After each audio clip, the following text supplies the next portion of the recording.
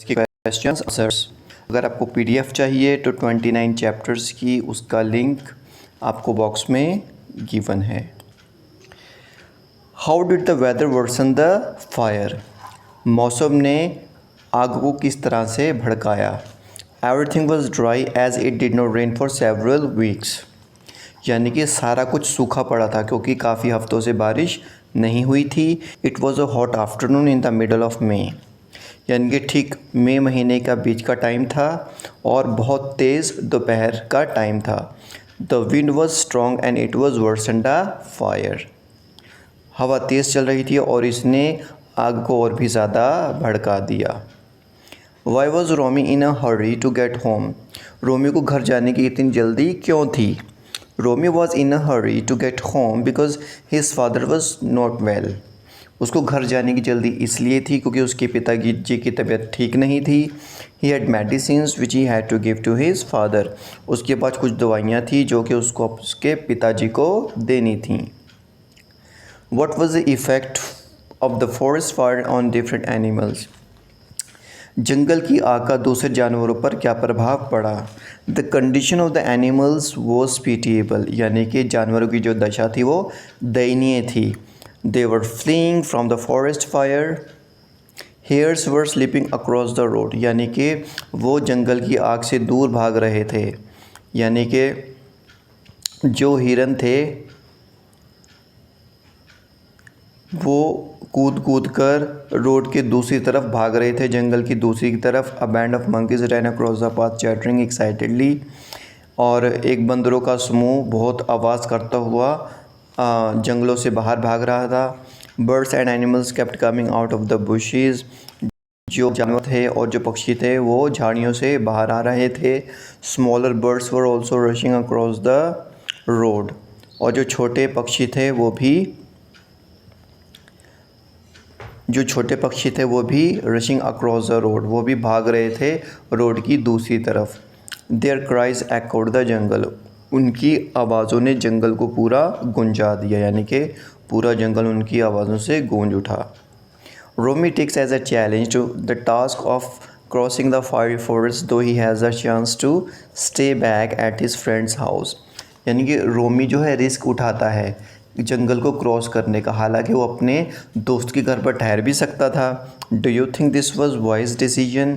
क्या आपको लगता है ये जो डिसीजन था उसका निर्णय सही था? गिव रीज़न, कारण बताइए। Romi takes up the challenge because he had a strong reason to do so. Romi ने इस चैलेंज को लिया क्योंकि उसके पास एक बहुत बड़ा कारण था ये करने का। He had to take the medicines to his father which the doctor had given him. उसको दवाइयाँ अपने पिताजी के पास ले जानी थी क्योंकि डॉक्टर ने उसको वो दवाइयाँ दी थी। ठीक है। It was a wise decision because his father needed his care. ये एक अच्छा निर्णय था क्योंकि उसके पिताजी को उसकी केयर की, उसकी देखभाल की ज़रूरत थी। What do you think started the forest fire? आपको क्या लगता है फॉरेस्ट फायर कैसे शुरू हुआ होगा? Why do you think so? आप ऐसा क्यों सोचते हो? The fire must have started because of the dry leaves and branches covering the forest floor. ये जो आग लगी होगी, आग की शुरुआत होगी, वो सूखे पत्तों की वजह से और टहनियों की वजह से हुई होगी जिन्होंने फॉरेस्ट फ्लोर यानी कि जंगल का जो फ्लोर है उसको कवर किया होता। यानी कि वो बहुत ज़्यादा सूखी थी, ब्रांचेस और लीव्स। उनके घर्षण की वजह से it could have happen because of the friction. या पी ए लाइन ऐड कर लेना इसमें आंसर में। Okay. More over the strong blowing wing would have spread the fire faster. और इसके अलावा जो तेज़ हवा चल रही थी उसने आग को और भी ज़्यादा भड़का दिया होगा। Which four of the following traits best describe Romi? Romi को कौन से 4 विशेषताएं उसको अच्छे से बताते हैं रोमी के बारे में? Give reasons examples to justify your choice. उसका कारण भी बताइए। The 4 traits that define Romi best are. यानी कि 4 विशेषताएं जो रोमी के बारे में बताती हैं वो ये हैं। सबसे पहले, he was a risk taker, caring, smart and cautious. Risk taker, वो एक रिस्क टेकर था, रिस्क लेने वाला। He took the risk of going home despite the forest fire, यानी कि उसने घर जाने का निर्णय लिया इसके बावजूद के जंगल में आग लगी हुई थी, उसने उसको क्रॉस करने का निर्णय लिया। इसका मतलब उसने रिस्क लिया, वो एक रिस्क टेकर था। केयरिंग भी था। He risked his life to help his ailing father though he had the chance of staying back. वो बहुत केयरिंग भी था, देखभाल करने वाला, दूसरों की केयर करने वाला। हालांकि उसके पास मौका था कि वो अपने दोस्त के घर पर ठहर जाए, लेकिन उसको अपने बीमार पिताजी की हेल्प करनी थी। He took Teju on board, उसने तेजू को अपने साइकिल पर बिठाया। Whom he did not know very well, जिसको वो अच्छे से नहीं जानता था। Because he could not leave Samin in danger, क्योंकि वो किसी को खतरे में अकेला नहीं छोड़ सकता था। इससे पता चलता है वो केयरिंग भी था। स्मार्ट यानी कि समझदार। He asked Teju to beat his milk cans because it would give a signal to the other animals that they were coming. उसने तेजू को कहा कि अपना जो केन है वो ज़ोर ज़ोर से साइकिल पे रोड पर जल्द तेज़ तेज़ से बजाओ, ताकि आगे आने वाले जानवरों को पता चल जाए कि हम आ रहे हैं। कॉशियस, सावधान भी था वो। While crossing the river both Romi and Teju kicked off their shoes and gripped the smooth stones of the river bed with their toes, यानी कि जब उन्होंने रिवर को क्रॉस किया, क्योंकि वो स्लिपरी थी इसलिए उन्होंने अपने जूते उतार दिए ताकि पैर से उनकी अच्छे से ग्रिप बन जाए। तो इससे क्या पता चलता है वो सावधान भी था।